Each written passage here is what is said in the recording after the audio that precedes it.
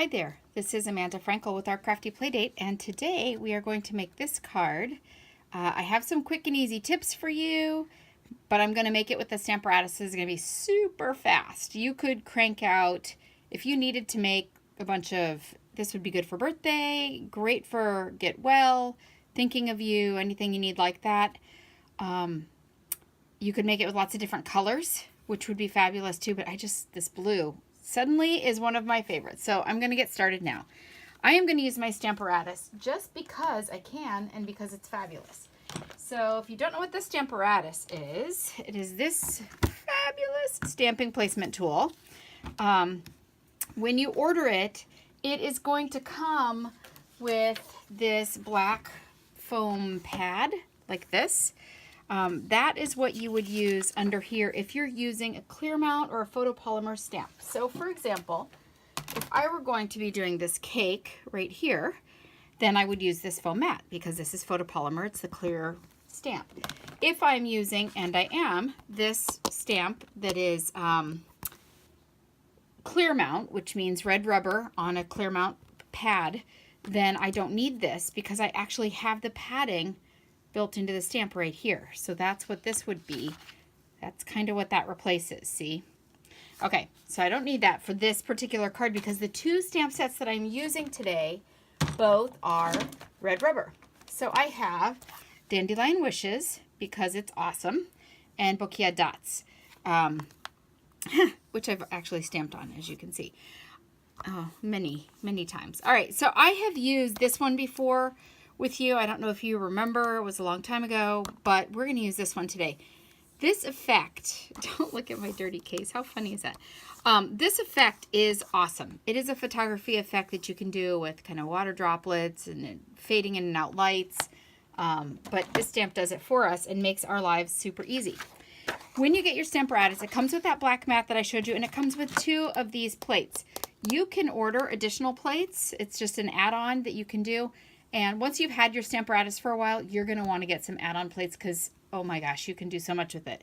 I will do another video today. I have so many videos to do for you because I have been out of town and haven't done anything for a long time. So you're going to see the same shirt over and over again because I'm just going to film all day today. But here you go. So when you get this, you're going to want some extra plates eventually. But to start, you're definitely going to want to order a pad of this paper. And this paper is imperial measurements on one side and metric on the other side. And it just fits right in here. And it's already cut for you. And that way you don't get ink on your Stamparatus itself. Okay, but we're going to put it in like this. I have already marked where I want my card base to go. So we're stamping on a Whisper White piece here. And I'm going to list all of the measurements for you. Don't worry. But we're going to be stamping on a piece of Whisper White here. And my Whisper White piece is going to be 3 3/4 by 5. So that's this piece here. And I'm going to put it right in here. Now the reason that I have done this already in advance is because I'm neurotic. And because that, by the way, we don't sell this, but get yourself some. This is a temporary adhesive. And what that does for me is I can put this on here and it's not going to shift around a lot. So that's pretty nice. All right. And also I put some right here on my, see that's a little sticky, on my Stamparatus. It just rolls right off. If I roll it with my finger, it'll roll right off. But it holds my paper down. So my paper doesn't shift around either. So it's pretty handy dandy. Okay.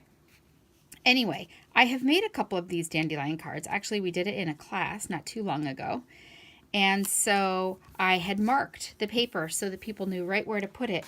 And then I just position my stamps, and every time I stamp then it's going to be in the same spot. See, isn't that beautiful?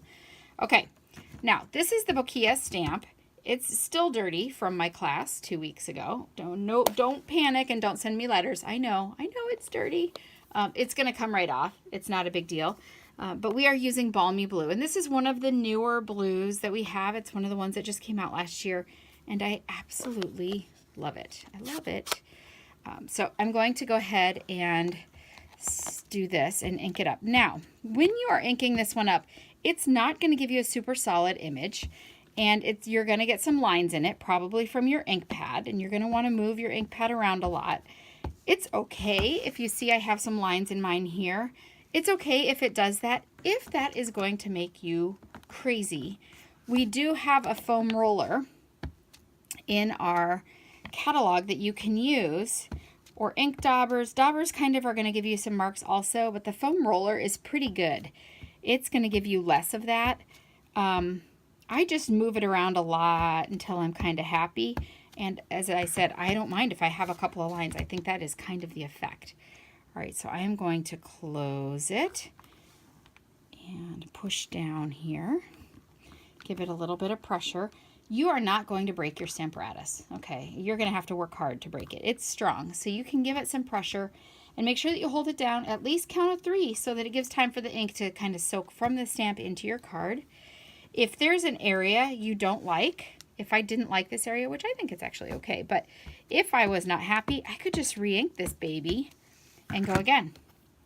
And I'll tell you this also, as the ink dries, it's going to lighten up. So when you first do this, you might look at it and say, oh my gosh, it's way too dark. It's going to lighten up, and I'm not going to be worried about that at all. All right, I'm going to pop this off. Now look at that. Easy removal. You can clean it. If you get some ink on it, it's okay. Just spray it and it goes right off. See, for those of you who think I don't actually clean my stamps, I actually do eventually. I'll do it while I'm talking to you. A little mist and a little paper towel will do it, or you can use, even better, use the other thing we've got. I don't remember. Stampin' Chamois. Yeah, that one is fabulous. That works super well. Okay, the other stamp that I'm using is the Dandelion Wishes, and I'm going to just pop that right in too because I've already set it up and I've kept my paper right where it belongs. So look at that. I could technically have put the bokeh on this side and just done this, like bokeh, stamp, pop it in, stamp down, open it up, pull it, you just lift straight out to lift it, turn this around, put it in, stamp, and it's pretty much done. That's how fast and easy it is. So you could do it with just one. I like to kind of be able to see through so I know what I'm doing. All right, for the black, I'm going to use Memento black ink, and I'm just going to ink this up the way you would any other stamp. I just re-inked it, so it's going to be really, really saturated black, but I hope it's not too crazy here. But it was kind of dry because I probably left the lid off. Oh my goodness. What are we going to do with me? Okay, so I have already set this up. And again, this is one that I had set up for class and made it easy for people. But I will give you some pointers on setting it up after I've done this. Okay, so I'm just going to press this down, give it pressure. Again, if I don't like the way it's stamped, if there's an area that didn't come out well, or I feel like it didn't touch well, all I have to do is open this up, re-ink it, stamp it right back down. Okay, that should be good. Let's check it out. There we go. Oh, it got it. It did get a little fuzzy here from being just re-inked, but you'll get the idea. Okay, so now I would take this panel and just stick it on. So this, I told you the measurements already. This one here is just 1/4 inch bigger all the way around. So it's going to be 4 by 5 1/4. Okay, and then I'm going to use a piece of basic black. I'm going to move this for just a second. And my basic black is just 1/2 of an 8.5 by 11, so it's like your standard card base size. That's just for you, Cheryl. Just for you that I did that. And this is just a normal card base size folded in half. So the card base size is going to be 8.5 this way, right? And then it's going to be 5.5 this way. And then you fold it and it's a normal card. Okay, and now I'm going to glue. I am a big, huge, gigantic, humongous fan of the clear glue. I'm sorry, the mono glue. Dries clear. Maybe that's what I'm thinking.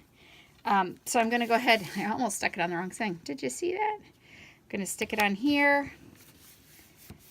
Now, if I wanted to make a bunch of these cards, which seems like a really good idea because it was fast and easy and really, really cute, I would just keep my Stamparatus loaded and just plug out a bunch of the backgrounds first and then put the other things in and stamp them.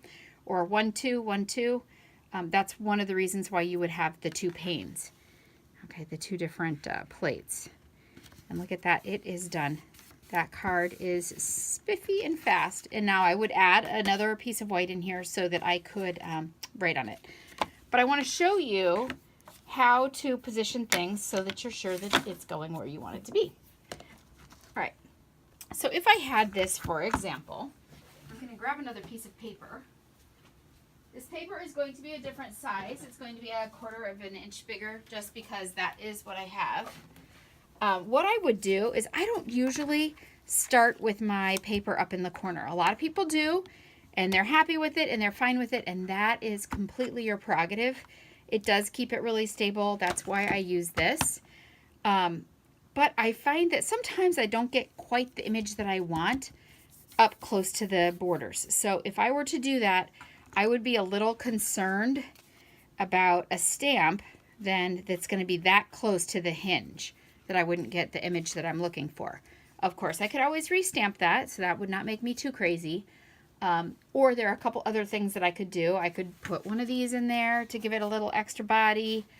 I could use my hot glue mat, my silicone sheet under there, and that kind of does it too.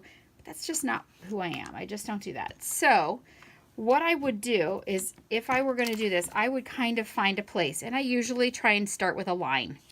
So I might, use 2 lines here and just kind of match it up. And then when my stamps are clean, I'm going to actually clean that. I know it's making you crazy that I left it dirty, so I will clean that for you. Only for you because you're watching. And I'm walking around my room. How about that? Okay. So I'm just going to clean this real quick. I would take these stamps and just lay them on my white paper, uninked, where I want them to be, and then just close the door on my Stamparatus. So here's what I'll show you. All right, so I'm cleaning this while I'm talking, and you're drinking your coffee. I hope you're drinking coffee. Coffee makes me happy.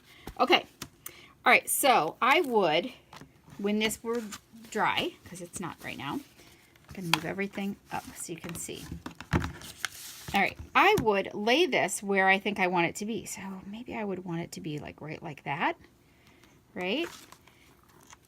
And then this one, my words, I would just kind of put them down here like that.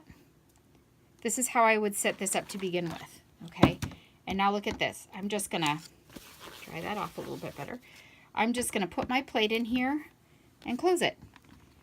And that just picks up those stamps. And now, when I want to stamp on here, I would just go ahead, ink these bad boys up again. They're still kind of damp from just being cleaned, but okay. And then I could close it. And it is going to hit exactly where I had those laid out every time. Every time. And if I like that, wow, that's a great layout. What I would do is just take a little pencil and go like this, so that the next time I put a sheet in that is this size, it's going to be right where I want it to be. Okay, so you want me to show you with the other piece now? I can reset that one real quick, and then I'll let you go with this video. You can move on with your life, start making these cards, and then I will make another video for you, because that's just the way it's going to roll today. You know, I actually wiped this with something weird, so hold on a second here.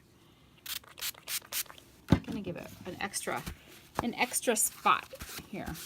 Normally I would use my chamois and not a paper towel necessarily, but I'm just trying to be Speedy Gonzalez here and get this all clean. Okay, so let's say, I'm going to pull that off here. Let's say now I want to put this on here. It's wet, wet, wet. I want to put this on here, and I want it to be, let's say right there. I'm going to try and use the lines a little bit to make it straight. The lines in here. If I'm having a hard time, I might grab a ruler or even another plate and kind of line it up line to line like that. Like, look at that would be lines. So if I wanted it to be right there, I could kind of do that, and then I could make it straight. Does that make sense? Okay, and then I would close this. Pick up the stamp, and now I'm going to ink it, and stamp. Now, in general, I do not stamp the dark stuff first. I stamp the lighter stuff first. I always start light to dark. But other people are less finicky about that than I am, and you can subscribe to whatever school of stamping there you care to, but that's how I would generally do it. I would do the blue first.